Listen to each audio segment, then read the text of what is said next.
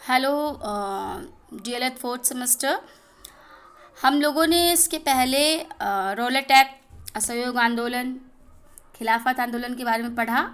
और आज हमारा टॉपिक है चौरी चौरा कांड। हालांकि चौरी चौरा कांड भी हम उसमें पढ़ चुके हैं। ठीक है, 5 फरवरी 1922 को कुछ उग्र भीड़ ने गोरखपुर में एक थाने में आग लगा दी, थाने के चारों तरफ। और उसके अंदर जो 22 पुलिसकर्मी थे वो जिंदा जलकर मर गए, जिसके कारण गांधी जी ने असहयोग आंदोलन को तुरंत वापस ले लिया था। इसके बाद आता है आपके टॉपिक में है काकोरी कांड। काकोरी कांड कहाँ हुआ था, कौन कौन इसमें शामिल थे।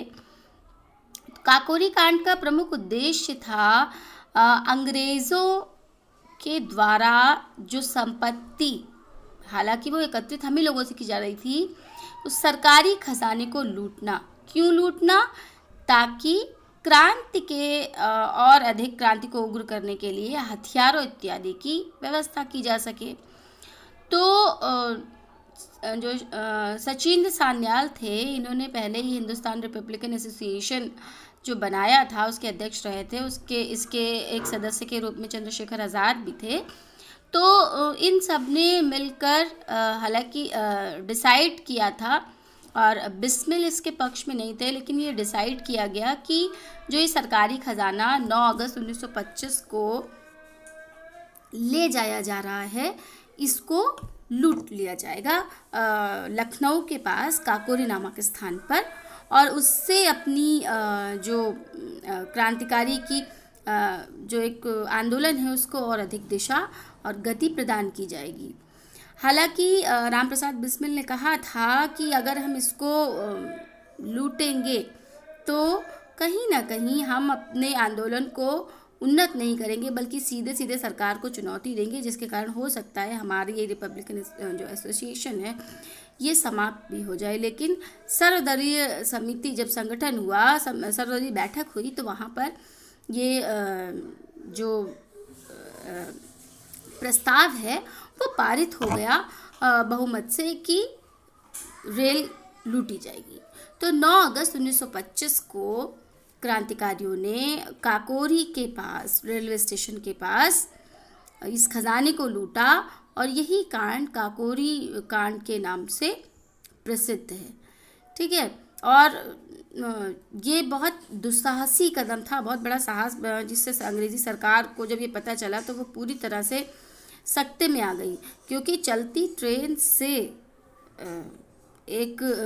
से इस सरकारी खजाने को लूटना, जिसमें इतनी कड़ी सुरक्षा व्यवस्था है, उसके लिए बहुत सुनियोजित रणनीति, शौर्य और संकल्प की आवश्यकता थी, और वो भी बिना किसी निजी स्वार्थ के। ये हमने आपको पहले बताया कि बिस्मिल ने ये योजना पहले मना करी थी और उसके बाद फिर इसको बनाया। खैर, राजेंद्र लाहिड़ी ने 9 अगस्त 1925 को जो 8 डाउन ट्रेन थी, लखनऊ 8 डाउन ट्रेन, लखनऊ सहारनपुर, उसका नाम पूरा था 8 down Saharanpur Lucknow passenger train, इसको जो चेन थी उसकी खींचकर रोका। और जो क्रांतिकारी थे राम प्रसाद बिस्मिल, अशफाकुल्ला खां, पंडित चंद्रशेखर आज़ाद और अन्य सहयोगी, मनमथ नाथ गुप्ता थे, मुरारी लाल गुप्ता, मुकुंदी लाल, बनवारी लाल, ऐसे करके लगभग 10 क्रांतिकारी इसमें शामिल थे। और इसमें हुआ क्या था कि जब उस सरकारी खजाने को ताला तोड़ने का प्रयास किया जा रहा था, तो जो बिस्मिल थे उन्होंने अपनी गन जो है वो मनमथ नाथ गुप्ता को पकड़ा दी थी। ताला खुल नहीं रहा था और वो हथौड़ी से खोलने का प्रयास कर रहे थे। इसी बीच में मनमथ गुप्ता के हाथ से वो गन जो है, ट्रिगर खेल में या कहें या ट्रायल करते समय गोली चल गई, और उस गोली को चलने के कारण वो एक गोली एक साधारण भारतीय व्यक्ति को लगी। हालांकि इसके पहले कभी भी किसी भारतीय का रक्त जो है वो क्रांतिकारियों के हाथ में नहीं लगा था। लेकिन इससे क्या हुआ कि अब इन पर जो मुकदमा था सब, उसमें जो है, हाँ, जो गन वगैरह और जो जितना भी चांदी के सिक्के थे और वो सब थे, तो कुछ चादर लेकर आए थे, उसमें भरा जा रहा था। इसी बीच में एक चादर वहीं पर छूट गई थी। कहा जाता है ये जो चादर थी। इसमें जो प्रिंट था जहाँ से ये बनी थी और जहाँ पे इसकी धुलाई हुई थी उसमें कुछ प्रिंट था, जिसके कारण धीरे धीरे करके क्रांतिकारियों को पकड़ लिया गया था। ठीक है। और इसके बाद जो है अंग्रेज़ी हुकूमत ने ये हिंदुस्तान रिपब्लिक एसोसिएशन के विरुद्ध पूरी तरह से एक कह सकते हैं मुहिम छेड़ दी थी और 40 क्रांतिकारियों पर सम्राट के विरुद्ध सशस्त्र युद्ध छेड़ने की तैयारी और इस तरह के मुकदमे, सरकारी खजाना लूटने, मुसाफिरों की हत्या करने, इन सब पर मुकदमा लगाया। और जिसके कारण हालांकि ये अंग्रेज़ों की मनगढ़ंत जो है वो पूरी तरह से कहानी थी। राजेंद्र लाड़ी, राम प्रसाद बिस्मिल, अशफाकुल्ला खां और ठाकुर रोशन सिंह को उसमें मृत्युदंड की सज़ा सुनाई गई। चंद्रशेखर आज़ाद वहाँ से चले गए थे और बाकी के अन्य क्रांतिकारियों को 16 वर्ष का कारावास, किसी को 5 वर्ष का, किसी को 4 वर्ष तक का और काला पानी तक की सज़ा जो है उसमें दंड स्वरूप दी गई थी, इस घटना के दंड स्वरूप दी गई थी। और चंद्रशेखर के बारे में एक घटना भी है कि जब राम प्रसाद बिस्मिल का जो फांसी के बाद जब उनका शव ले जाया जा रहा था अंग्रेज़ों के द्वारा, तो एक कहा जाता है कि एक बहुत अंग्रेज़ी व्यक्ति जो है सूट बूट में आया और उसने कहा कि इस शहीद के अंतिम दर्शन करना चाहता हूँ, ताबूत को खोलिए। और जब वो ताबूत खोला और देखा, उसके बाद बंद कर दीजिए, मैं अभी आता हूँ, और ऐसा कहकर वहाँ से चले गए। तो ये कोई और नहीं था बल्कि चंद्रशेखर आज़ाद ही थे। आज़ाद के लिए भी ये कहा जाता है कि चंद्रशेखर आज़ाद ने जो आज़ाद शब्द लगाया था वो उन्होंने चरितार्थ भी किया और वो आज़ाद ही जिए। और अंत में इलाहाबाद के एल्फ्रेड पार्क में अंग्रेज़ों के दौरान मुठभेड़ में स्वयं ही अपनी गोली का शिकार हुए। स्वयं ही उन्होंने अपने को गोली मार ली। उन्होंने कहा क्योंकि मैं आज़ाद जिया हूँ और आज़ाद ही मरूंगा। तो ये आपका काकोरी कांड है। ठीक है। इसमें देखिए काला पानी की सज़ा हुई थी सचिन सान्याल को और सचिन बख्शी को, और बिस्मिल, ठाकुर रोशन सिंह, राजेंद्र लाड़ी और अशफाकुल्ला खां को फांसी की सज़ा दी गई थी और बाकी क्रांतिकारियों को 14 से 4 साल तक की जेल हुई थी। ये आपका टॉपिक हो गया काकोरी कांड का। इसके बाद हम बात करते हैं बारदौली की। बारदौली क्या था? बारदौली सत्याग्रह था जो कि भारतीय स्वतंत्रता संग्राम के दौरान 1928 में गुजरात में हुआ था और ये गुजरात में किसानों का प्रमुख आंदोलन था और इसका जो नेतृत्व है वो सरदार वल्लभ भाई पटेल ने किया था। वहाँ पर क्या हुआ था, वहाँ की जो प्रांतीय सरकार थी उसने 22% कर की वृद्धि कर दी थी अचानक, और सरदार पटेल ने इसका बुरी तरह से और जमकर विरोध किया और इसके लिए इस सत्याग्रह को कुचलने के लिए अंग्रेज़ों ने बहुत कठोर कदम उठाए, लेकिन अंत में उन्हें किसानों की जो मांगे थी उनको मानना पड़ा और एक अधिकारी ब्रूमफील्ड और राजस्व अधिकारी मैक्सवेल ने ये 22 से घटाकर इसे 6% 0.3 कर दिया था, 6.03 कर दिया था। और इसके बाद जब ये सत्याग्रह सफल हो गया तो क्योंकि सरदार पटेल के नेतृत्व में हुआ था तो इससे पहले वल्लभ भाई पटेल ही कहा जाता था और सरदार की उपाधि महिलाओं ने यहाँ पर दी थी। क्वेश्चन अगर पूछा जाए कभी कि वल्लभ भाई पटेल को सरदार की उपाधि कब और कहाँ मिली, तो आप कह सकते हैं बारदौली सत्याग्रह के दौरान वहाँ की महिलाओं ने, किसान महिलाओं ने सत्याग्रह आंदोलन के सफल होने के पश्चात वल्लभ भाई पटेल को सरदार की उपाधि दी थी। और गांधी जी ने भी कहा था कि ये हर कोशिश हमें स्वराज के करीब पहुंचा रही है और हम सबको स्वराज तक पहुंचने में ये जितने भी ये संघर्ष हैं, सीधे संघर्ष हैं, वो हमें सहायक सिद्ध हो रहे हैं। ठीक है। तो ये आपका हो गया खिलाफत, पहले असहयोग आंदोलन, खिलाफत आंदोलन, उसके बाद हम लोगों ने काकोरी कांड, चौरी चौरा कांड, और ये आपका है बारदौली सत्याग्रह। फिर आता है आपका हमारा स्वराज किसे कहते हैं, स्वराज क्या है। ठीक है। स्वराज दल के बारे में हम नेक्स्ट टॉपिक में बताएंगे, लेकिन स्वराज का शाब्दिक अर्थ हम आज समझ लेते हैं। स्वराज का शाब्दिक अर्थ है स्वशासन, सेल्फ गवर्नेंस, अपना राज्य। ठीक है, मतलब होम रूल। तो भारतीय आंदोलन के समय ये शब्द प्रचलित हुआ और इसका अर्थ ही था कि हमें स्वाधीनता चाहिए। स्वाधीनता की मांग पर ये हमेशा से बल देता रहा। प्रारंभिक राष्ट्रवादियों ने स्वाधीनता को एक बहुत दूर का लक्ष्य माना। उन्होंने कहा कि हालांकि ये दूरगामी है, परंतु स्वशासन या अच्छी शासन के स्थान पहले उन्होंने कहा स्वशासन, और बाद में उग्रवादियों में ये जो उदारवादी थे वो तो स्वशासन सुशासन कह रहे थे। सुशासन का मतलब ठीक है ब्रिटिश सरकार हमसे अच्छी सरकार की तरह बिहेव करे, लेकिन बाद में उग्रवादी काल में शब्द लोकप्रिय हुआ वो था स्वराज। गंगाधर लोकमान्य तिलक, जिसको हम लोकमान्य बाल गंगाधर तिलक जिनको हम कहते हैं, उन्होंने ये घोषणा की और ये उनका वाक्य भी बहुत प्रसिद्ध हुआ, स्वराज मेरा जन्म सिद्ध अधिकार है और मैं उसे लेकर ही रहूँगा। और ये जो शब्द है वो बहुत ज़्यादा प्रभावकारी भी हुआ, प्रभावी भी हुआ, और ये अंतिम समय तक ये बाल गंगाधर तिलक के एक स्वर्णिम शब्दों के रूप में हमेशा हमें याद भी रहता है। गांधी जी ने 1920 में कहा था कि मेरा स्वराज भारत के लिए संसदीय शासन की मांग है जो वयस्क मताधिकार पर आधारित होगा। गांधी जी का मत था कि स्वराज का अर्थ है जनप्रतिनिधियों तथा द्वारा संचालित एक ऐसी व्यवस्था जो जन आवश्यकताओं की पूर्ति करती हो, ठीक है, जन आकांक्षाओं के अनुरूप। तो कहीं ना कहीं वो सहयोग की भावना थी, परंतु गांधी जी का यह स्वराज का जो विचार था ब्रिटेन के राजनीतिक, आर्थिक, सामाजिक, ब्यूरोक्रेट्स, कानूनी, सैनिक एवं शैक्षिक संस्थाओं का बहिष्कार करने का आंदोलन ही था। 28 में जब ये आया तो कहीं ना कहीं यह बहिष्कार का रूप ले चुका था। गांधी जी के स्वराज का सपना पूरी तरह से प्राप्त नहीं किया जा सका, लेकिन फिर भी उनके द्वारा स्थापित अनेक स्वयंसेवी संस्थाओं ने इस स्वराज को प्राप्त करने के लिए बहुत अधिक प्रयास किए।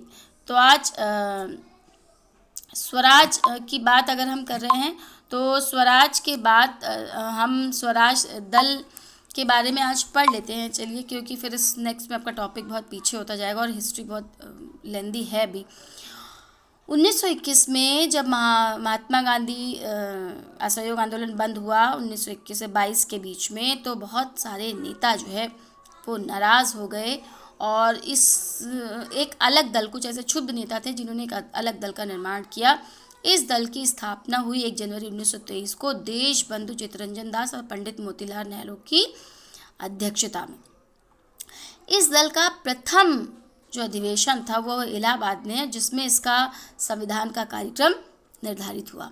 अब इस दल के उद्देश्य क्या थे?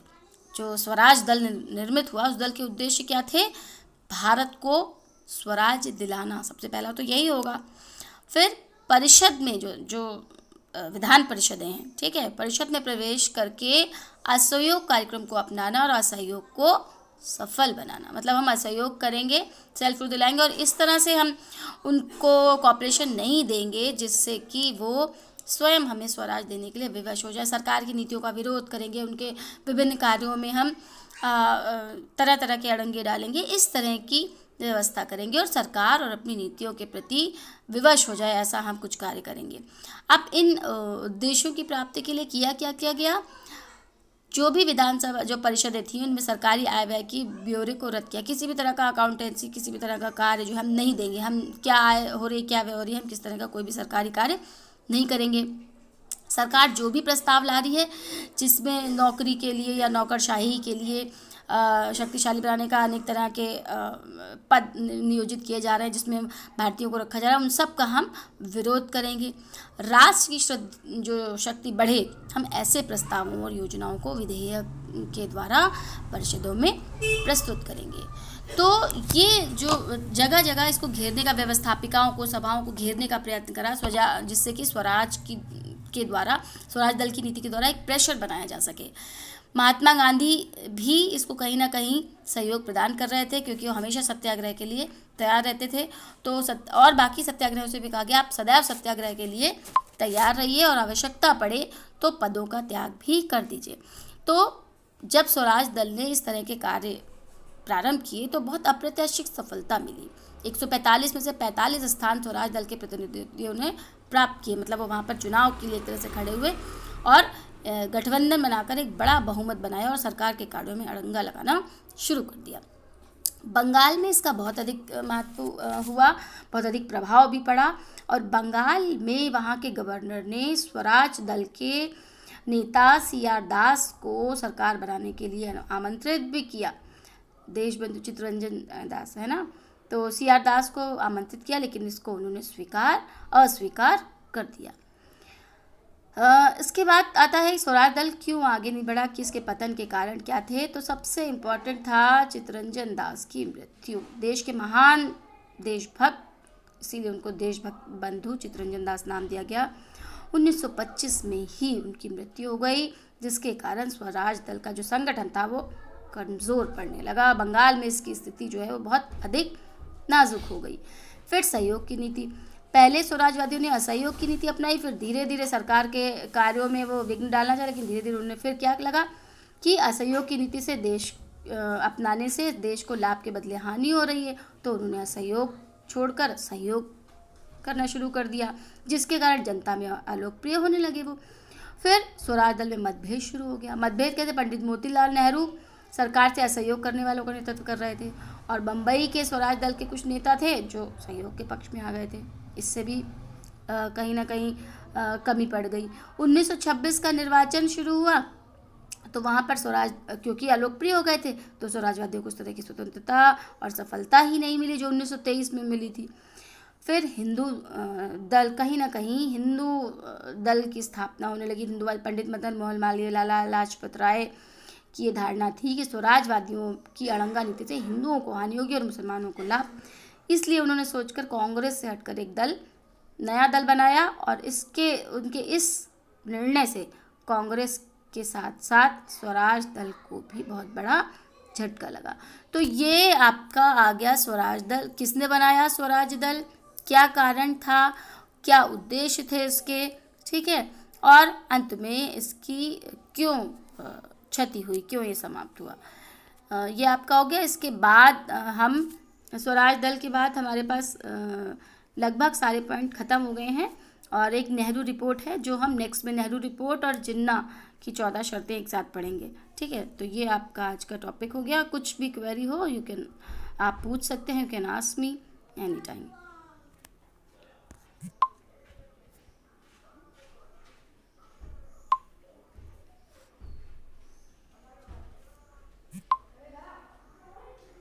अबे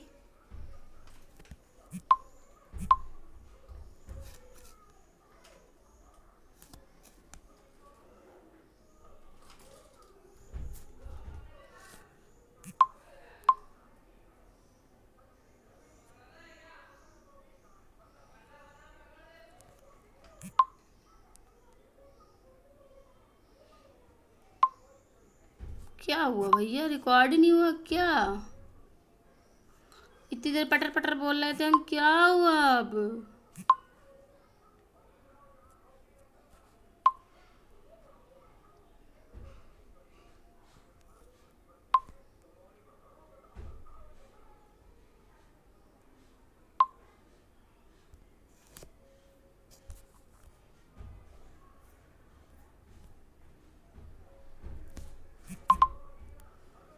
जी ये रिकॉर्ड क्यों नहीं हुआ?